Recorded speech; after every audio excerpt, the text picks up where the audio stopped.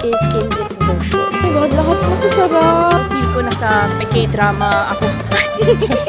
Sobrang cute dito! Hello Bessies! Welcome back to another vlog. Okay, so right now, nandito tayo sa A-Lounge in Naiya Terminal 1 kasi papunta tayo ng Korea. Ang mga kasama ko ngayon ay mga content creators and media. It's currently 10:30 a.m. pero yung flight namin is 12:30 pa. So, medyo malapit naman na yung boarding time kaya dito muna kami naghihintay-hintay. Buti na lang meron akong Security Bank World kasi nagkaroon tayo ng access dito sa A-Lounge, Pals, and Marhaba. Diba? May isa na namang plug sa Security Bank kasi kapag mag-travel talaga kayo, yun ang gagamitin nyo. Sobrang powerful nun. Anyway, excited ako sa Korea trip na to kasi 6 days, 5 nights din to. I'm going to do a daily vlog again para mapakita sa inyo in detail kung ano yung gagawin namin.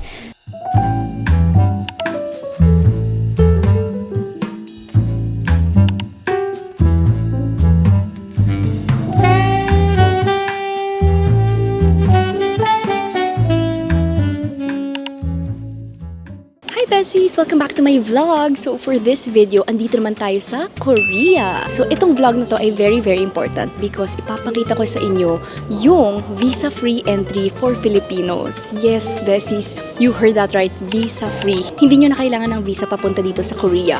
But, hindi yun sa mga normal na tourist. This is for people na may transfer or transit or yung may mga layover. Kasi 'di ba minsan kapag nagle-layover ka or may transit, minsan nakakaumay maghintay sa airport kasi walang magagawa. But for Korea, they made it fun for the tourists kasi meron kang pwedeng gawin. Ang first thing na kailangan niyong tingnan is paglabas niyo sa airplane, pumunta kayo sa Transit Information Desk. So, it looks like that. Diyan kayo pupunta kasi minsan nalalagpasan niya ng mga tao na magta-transfer. Nakikita nila yung transfer tapos dun sila pumapasok. Although don't worry, kapag nakalagpas naman kayo doon, meron namang mag-a-assist sa inyo. Tapos pupunta kayo doon sa immigration. May special line yung may mga magta-transit. Ngayon, kapag nakapas na kayo sa immigration line, pupunta kayo dito sa information desk na to. Tapos ipapakita nyo lang doon yung schedule nyo. Tapos pipili kayo ng package. Tapos bibigyan kayo ng cute na parang souvenir. Mga gift bag, ganyan. Inside that, may mga random little things. Yun, bonus lang yun. Pero ang ipapakita ko talaga sa inyo or ipapaalam is yung travel or yung mga tour na pwede nyong gawin within 24 hours or within 72 hours. This is a special vlog because we are traveling with KTO, the Korea Tourism Office. So kasama ko din dito yung mga other content creators like si Kimpoy and Ave. For sure kilala nyo sila. After neton dito kami sa airport, pupunta na kami sa Paradise City Hotel. And then after that, magdi-dinner. Update ko na lang kayo mamaya. Alam ko, medyo nakakalito talaga tong ginagawa ko at gagawin nyo kasi hindi lahat ng Pilipino alam na may ganito. Matutuwa kayo dito sa mga transit tours na to. So, to help you out, pagdating nyo dito sa Korean Airport or Incheon Airport, meron namang mga brochure. So, pwede nyo siyang tingnan. This is the K stopover. Ang stopover is above 24 hours but not more than 72 hours. To make a reservation, kailangan online siya and email. Kapag transit naman, which is less than 24 hours lang kayo dito sa Korea Airport, ito pwede. Yun yung sinasabi ko kaninang pupunta kayo sa may information desk. So lahat dyan ng information nandito na sa brochure. And as you can see here, every day iba-iba yung schedule. So pipili ka lang. Yung mga ibang nakasulat none, meaning free. Ayan siya. Pero yung iba, minimal charge lang $4, $3. So, okay na rin siya. Pero, kung pupunta ka dito tapos parang iniisip mo wala ka ng energy mag-tour na ganito, okay lang din naman. Meron sila ditong parang transit hotel, pero kailangan nyo doon ng reservations. At sinabi sa akin na medyo mahirap din magpa-reserve doon. Ayun, try nyo na lang din. I believe pwede kayong mag-reserve ng hotel online din also. Pero para sa akin, as an activities girl, ito talaga yung masayang gawin. Ayan, so may map, may details, as in everything is in this brochure. At makukuha nyo to doon lang sa, like right after you exit your airplane, makikita mo na siya doon sa may information desk. Yan, so kung sa Paradise City din kayo, free naman yung papunta doon. free shuttle bus. Yan yung time. So, ito yung free shuttle papunta dun sa Paradise City Hotel. And guess what? 5 minutes away lang siya. So, kapag gusto nyo pumunta dun sa hotel na yon na napakalapit lang sa airport, you can book it in Klook. Ayan. And you can use my code KLOOKJC for an additional 5% off. We're here! Hello! So, andito na tayo sa hotel room. So, again, this is Paradise City Hotel. Tapos, 5 minutes away lang siya from Incheon Airport. So, very, very accessible. And this is called the Deluxe Double Room. Actually, ito na talaga yung pinaka-affordable room nila dito. Pero ang laki-laki na grabe. I feel like lahat ng napupuntahan kong hotels recently, I'm very lucky kasi parang yung pinaka-affordable na nakukuha ko, ang lalaki naman na niya. So, nakakatuwa. Pero ito, by far, is the biggest. And I feel like yung pinaka-sulit. So, this is the bathroom. You have a bathtub, a his and her sink right here. So, dito naman nakaseparate yung shower area and the toilet area. Dito sa shower area kasi nakakatuwa dahil may rain shower na nga dyan, may normal shower head pa dyan, and then, over here is merong mga toiletries. So, you have shampoo, conditioner, and body wash plus loofah. And then, dito naman yung toilet area na wala nga silang bidet na nagpe-press-press. But, automatic yan. You have buttons here. So, dito naman sa mga cabinets or closets nila, dito nakatago yung kabayo or yung ironing board and the iron. And of course, hindi mawawala, may mga robe, hangers, shoehorn, shoe brush, and yan, pwede nyo dito ilagay yung luggage nyo para hindi masyado magulo kapag sa labas lang nakabuka na ganyan. Dito na, pwede nyo i-store yung luggage. Okay. So, dito meron silang mini bar. So, you have your cups, your snacks, tea, coffee, may mga wine glass pa, and the kettle. And of course, bottled water na pwedeng ma-refill or restock every day. And here, meron na rin kayong mini ref with drinks. Then, ito naman yung buong bedroom. So, you have here your table and the chair. Ito, design lang naman yan. May TV, you have a couch, sitting area, ganon. Then, you have a table here, of course. May lamp, may tissue. Mga normal stuff naman nandyan. And you have a double bed. So, itong room naman na to, may similar price na room siya, but it's called twin naman. Kasi twin beds naman siya. If gusto nyo magkahiwalay kayo, let's say friends lang kayo, tapos ayaw nyo mag-same bed, so yun, pwedeng ganon. Bukas, I will try to show you yung spa, yung gym, and yung pool area nila. But let's see if we have time kasi medyo jam-pack yung schedule namin. And of course, ayoko malate. This is still a brand trip. Kaya kailangan we follow the schedule. But I will try my best to show you guys kung ano yung mga other facilities na meron dito sa hotel.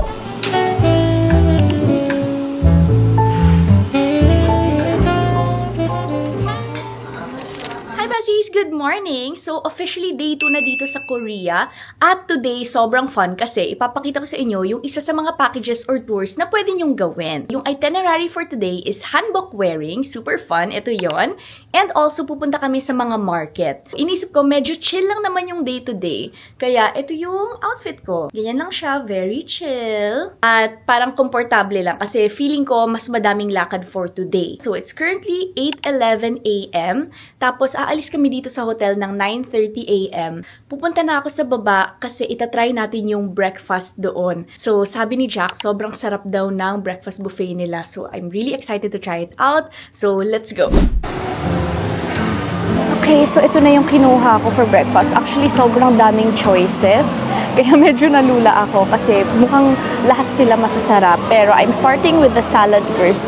So, right now, ito yung salad. Oh my God, ba't di ko makuha? The dressing.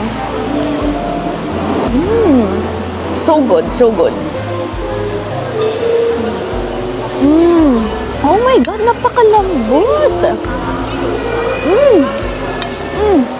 Oh my God, ang sarap. Oh, I love it. Risotto naman, try natin.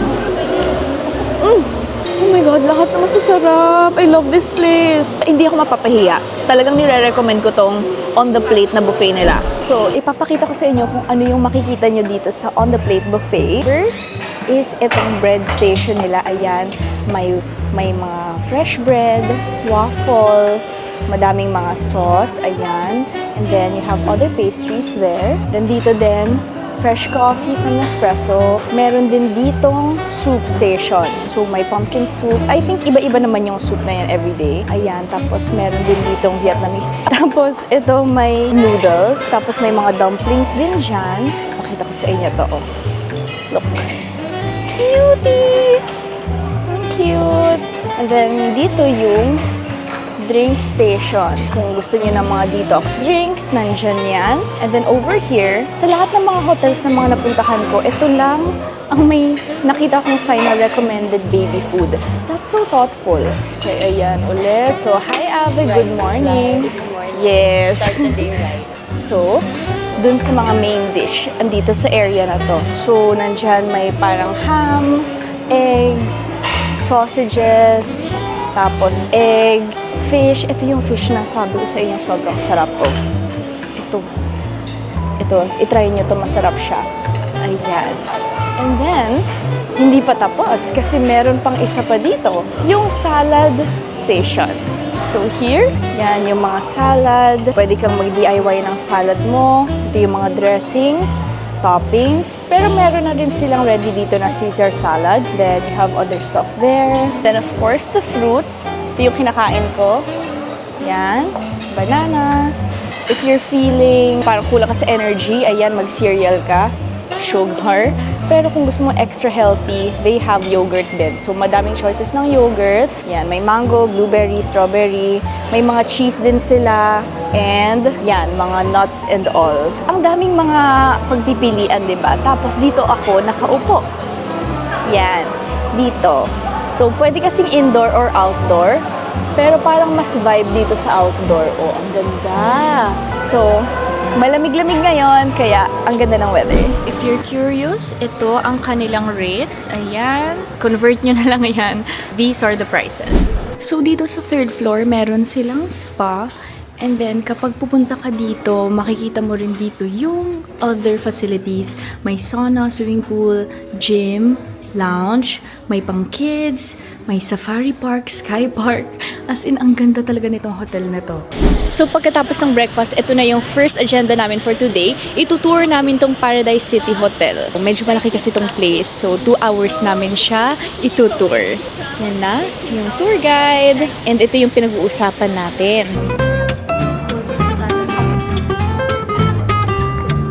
Ang galing kasi aside from ito nga mga artwork, tapos may mga casino, ito meron din sila ditong water park. Ang galing! Lahat na nandito.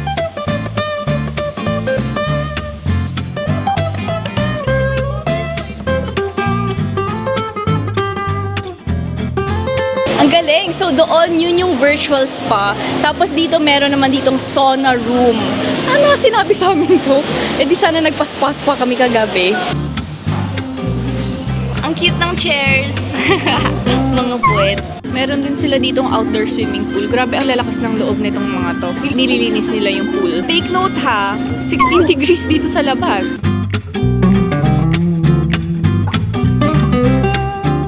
Ito ang ganda oh. This is the amethyst room pero napakainit. The energy. Oh. Imagine mo nasa gitna ka ano, di ba? May iba-iba sila dito. Eh, ito naman salt room. Wow!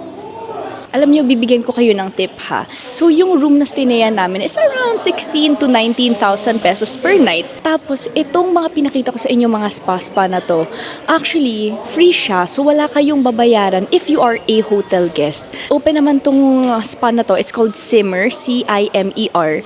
Hindi siya sa loob ng Paradise City Hotel. So, lalakad ka siya. It's a different building. Parang maganda rin magstay dito for like a whole day of relaxation, ganyan. Kasi unlimited time naman siya. I feel like kung mag-check-in kayo tapos ito yung gagawin yung activity, feel ko napakasulit naman na siya. So sa labas ng hotel, may mga different buildings kasi na pwede niyong puntahan. Yung Chroma is a bar or a club na sobrang famous, pinupuntahan talaga yan. Maganda yan sa gabi. Yung Simmer, yun nga yung may mga spa. And then this time, ito naman yung Wonder Box. So nakita ko madaming mga batang pumunta dito kanina. I think nag-field trip sila. So let's check it out.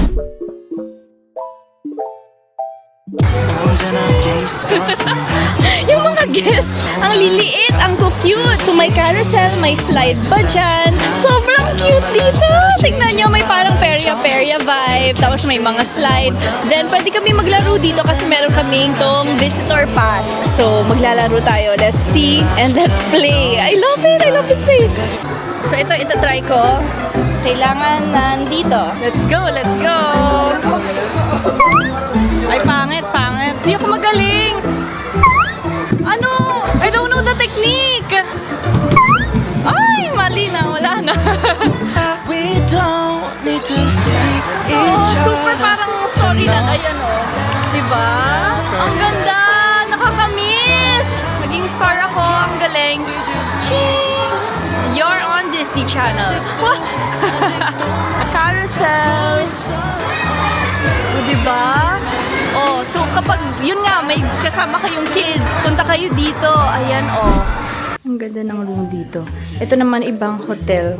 Kanina kami nasa Paradise City Hotel. Ito naman daw ay Paradiso. More luxury dito and no children allowed. Siguro sa mga nag-honeymoon, ganun-ganon. Ang ganda, oh. Nasa gitna pa yan. Per night, $550 US. Wow. Okay, so kakatapos lang nung hotel tour namin. At ito pa, hindi ko film kasi bawal. Pero nagkaroon kami ng exclusive or secret tour. So doon nagsistay yung mismong owner nitong Paradise Hotel. So yung mga crew, yung family members, lahat doon nagsistay. Tapos may mga super expensive art talaga doon. Ganun, ang ganda. Sayang lang, di ko napakita. So now, kinuha na namin yung mga luggages namin kasi magta-transit na kami. Pupunta na kami sa ibang hotel. But before that, magla-lunch muna kami. Doon sa goodie bag na nakuha namin kahapon, kasama to, this is called T-Money. Ito yung ginagamit ng mga Koreans pang tap sa mga transportation, mga bus, ganyan. So, sa loob nito, niloadan na nila to ng 10,000 won. Usually, yung mga base fare naman nila is 1,400 or yun, 1,400 won kapag medyo malapit lang yung distance. Pero yung pupuntahan daw namin ngayon na place from this hotel is around 4,000 to 5,000 won. So, kasya pa naman. Yan. Okay lang. So, ito si John. Annyeong. Wow, Koreano. Tagalog lang talaga. Tagalog lang talaga ako, guys. So, ito yung handle niya sa IG. O, di ba, model yan. Diyan Pogi. BNFC, guys. Diyan BNFC. Please follow me. Pakita mo yung shirt mo na, ay sweater mo, napaka-cute. Ang cute, di ba? Flowers. Okay, dito na kami sa may lunch area. Hesong Sampap. Yan. So, Hesong yung pangalan ng place and then Sampap yung pangalan ng kakainin namin. Ang galing nito. So, kinuha ko yung mga rice tapos maglalagay ng hot water dyan. Natatakot ako sa pag-pour mo. Parang nanginginig. Yan. Okay. Tapos yan, magiging porridge mamaya. Yan. So, ganito kumuha ng T-Money. Either Select arriving station. there are three things you can do. Okay, you can select the station where you're going, or if you all have a money, I mean the car, you Yes. can put it here, T-money, and then you put the money This inside. is a disposable Paper money, transportation card and then printout machine. you recharge Please to the select car. preferred Because service. all the Korean, the transit, they don't use cash. You have to have a T card, right? So this is how you do. And if you have anything left over, you can get a refund. Okay. So, dyan kumukuha ng regular ticket para dun sa train. Pero since meron na nga kaming ganito, diretso na. At may load naman na to. Ito naman yung express train. Makikita nyo yung orange or yung yellow na color. Kapag yung blue, yun yung regular. So, sa regular kami. So, yung regular train ticket kasi ay 5,000 won lang. Pero, kapag dito kayo kumuha sa may express train, 11,000 won siya per ticket. Ngayon, ang difference nila is syempre, mas mabilis sa express train. 43 minutes lang yung biyahe mo from Incheon Airport to Seoul. Pero yung regular ay 59 minutes. Pero, ang pros naman doon ng regular is every 10 minutes or every 10 to 15 minutes may train na dumadaan. Pero dun sa express, every 30 minutes lang. So, yun, choose your battle. So, kung wala pa pala kayong T-Money, dito kayo bibili ng card. So, madali lang naman i-follow yan kasi may English. Pero, pag gusto nyo mag-top up, yun. So, as you can see here, there are T-Money card recharge machines on the left side. So, yun yung pinakita ko kanina.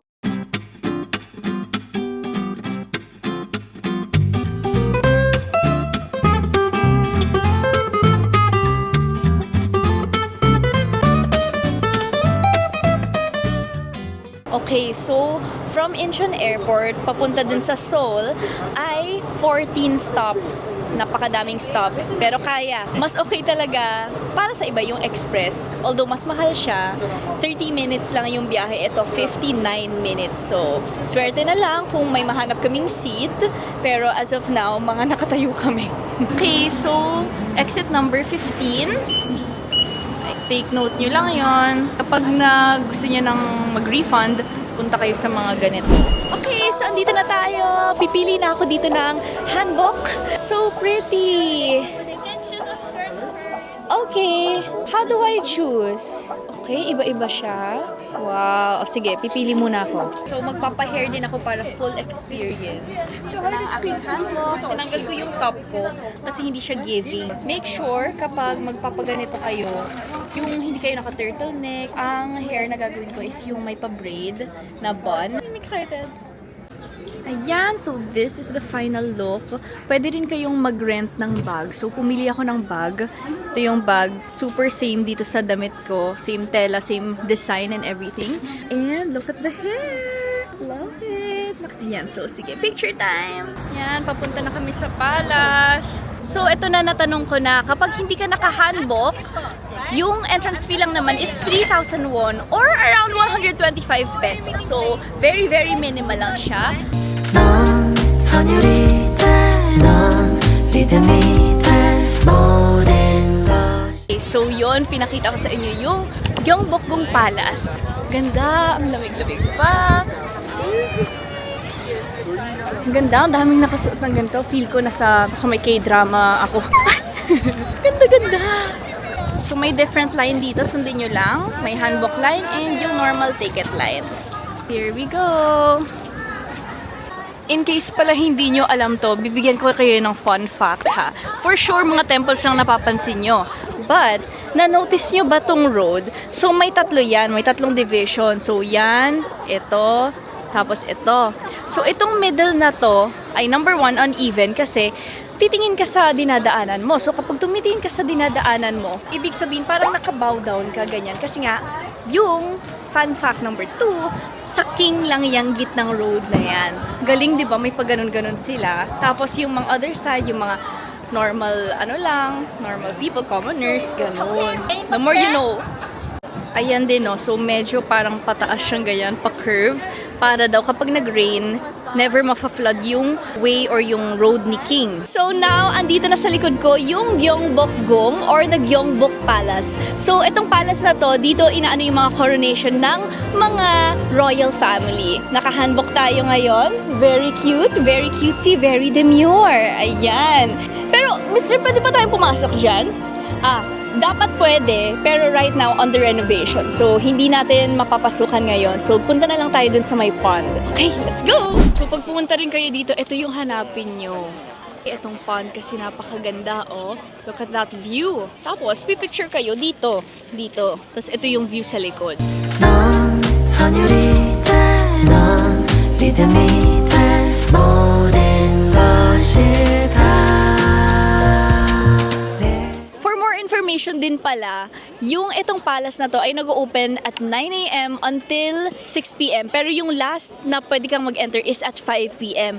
Pero kung kukunin mo nga itong tour na to, itong tour package doon sa K-Stopover, iba yung schedule. So, tanungin nyo na lang doon sa tour guide kasi baka mag-iba-iba yung schedule. Just so you know. So, ngayon naman nandito tayo sa Gwangjang Market. Dami dito, oh. Pag pumunta kayo dito, kunin nyo yung pancakes, tapos may live octopus. Pero parang hindi ata kami makakain dito at the moment kasi maya-maya lang, magdi-dinner na kami. So, sayang naman, di ba? Nakakatakam lang tingnan yung mga pagkain dito. Yan, may japchae, tteokbokki. So, dito sa Korea, masaya din naman talaga mag-food trip kasi sobrang dami ditong choices. Ay! Yung ano, oh, yung original, o kung nanonood kayo ng Squid Games. Oh, traditional. More sugar, more gelatin, no flavor. Okay. This is just honey. Honey. So very hard. And little make a hole. Stretching, stretching, stretching, stretching, stretching, stretching. Little by little. 4 double. 8 and double knee. 16. May math na pala dito. 1,024. Wow. 16,000 strings honey. Here. May second Look step at pa. this. And inside we have no sugar, only putting in the nuts. We only putting in the nuts. Rolling, rolling. Rolling. Just Ah. so masarap. Ang masarap! Ay! Yeah. John, kuha ka. Nag-melt na siya bigla. Siya ganun ka. How about this? Matamis. May pagka-chewy. Oh, so good! Ang sarap. It is so May mga shoe bits. 2.5, ay, gusto ko itong mga accessories. Nag-accept kaya sila Gcash. So, yung isang buong street na to, ito yung Insadong. Dito rin, may makikita kayong konting mga food, pero konti lang. Pero more on talaga sila mga accessories, anik-anik, ganyan. May mga damit din, but not a lot. Wala na. Ay, ito pala. Closer. Oo nga. So, ito namang place kung nasan kami ay tawag Gwanghwamun. Malapit na kasi to doon sa aming hotel. Tapos, kakain tayo ng chicken. I think yun yung restaurant na nakakainan namin.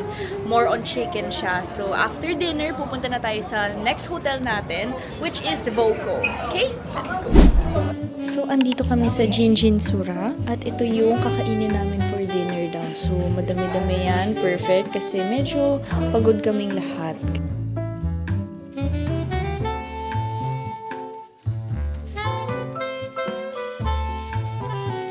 Hello! Okay, so update. Nandito na kami sa Voco Hotel. So, ito na yung final na hotel na sustayan namin dito sa Korea. Nandito kami sa Seoul, Myeongdong. So, kanina yung kinain namin, super nakakabusog. Hello, 15 course ba naman? Tapos, actually, medyo busog na kami nung... Actually, appetizers pa nga lang daw yun eh. Kasi wala pang main course na dumadating, which is yung parang hamburger na itsura. But, oh my God, masarap yung pagkain. You guys should try it there. Malapit lang siya dito. Siguro like 10-15 minutes away lang. Sobrang lamig na sa labas. Like, nanginginig na ako. Ito, alam mo, heat-tech na nga tong suot ko, pero sobrang nanginginig na ako. Like, as alamigin na girly, I can't. Parang kailangan ko ng mas malayer or mas makapal na damit. Right now, I am staying at room 1133. Maganda yung view dito eh, kasi yung city view yung pinastayan sa akin dito. Medyo maliit lang yung room, pero okay naman na. It's very clean. And it's pretty new kasi nag-open sila nung September lang. So, pretty new kasi right now it's October 23. So, 'di ba, mga more than a month pa lang. Yung room na nabigay sa akin is this twin room na may 2 single beds. Basta mamaya ipapakita ko sa inyo, mag-room tour ako. Yung experience namin dun sa Hanbok, very nice. And I really enjoyed it. Parang feel ko princess ako nun. Wow, princess! Pero ayun. So anyway, here's the room tour. Okay, let's start here. So dito ako nagva-vlog at the moment. Ayan. So this is the desk or work area. Meron silang malaking TV. Ito yung view. Sige, pakita ko muna sa inyo yung view dito sa labas. Ayan, basically ganyan siya yung view. Oh my gosh, ayan, okay? Parang may pa-mountain effect pa nandun sa taas, 'di ba? So now, ito na ang aking twin bed. So, 2 single beds. Perfect yan kapag dito pumunta kayo tas yung kasama nyo, o 'di ba? Hiwalay na. Okay, don't judge the gulo, pero yan, nagkalat-kalat na yung gamit ko dyan. And then, meron din ditong coffee, tapos, syempre, bottled water. Yan, complete naman na. Meron na siyang plancha, ironing board, dippers, meron na ring robe, laundry bag, yung pang shoes. Actually, complete naman dito. Yan, meron din ditong full body mirror. And for the toilet, ayan, napakalinis. So, you have the sink here. You have a hair dryer, lotion, hand soap, yung toilet, of course, automatic, and complete toiletries, body wash, shampoo, and conditioner. So, may bathtub na rin, tsaka shower. Yung hotel mismo, ipapakita ko sa inyo bukas. Madami pa naman akong days para mapakita sa inyo yung other facilities and amenities nitong hotel. Yun na yun muna, kasi super pagod na ako. Again, just to clarify, itong ginawa naming tour for today is called Stopover number 1, Seoul Splendor Tour. Okay, so sa lahat ng ginawa namin, lahat yon pwede nyong gawin if you reserve in their website. Ayan, okay? So to be more specific, this includes the accommodation now, which is a 3 to 4 star hotel in Seoul. And then you already have 3 meals, including the breakfast, tour guide for a day, tour vehicle for a day, entrance fees, and travel insurance. So, yon, lahat yon from Incheon Airport, Gyeongbokgung Palace, Insadong, Gwangjang Market, and the hotel. Yun na yun. Plus yung day 2 nyo na free time na. So basically, 1 day lang talaga yung gagawin yung tours. And that will cost you 250,000 Korean won, roughly around 10,496 pesos. Right now ha, kayo na lang mag-estimate or mag-budget. Itong tour na to ay pwede lang sa mga transit passengers na magsistay sa airport for more than 24 hours but less than 72 hours. Okay? Gets na ba yun? Alam ko kasi medyo nakakahilo. Ako rin, medyo na lilito-lito, nahihilo pa ako sa mga ganito. So for those of you who want to visit Korea and experience kung anong meron sa Korea, even just for a day, magagawa nyo na yan for just a minimal fee. Hopefully, you like this video and hopefully, nabigay ko naman yung mga tamang information. Don't worry kung medyo nalilito pa kayo, just let me know in the comment section down below and sasagutin ko yan. Share this video to your friends and subscribe. Thank you guys for watching and see you on the next vlog.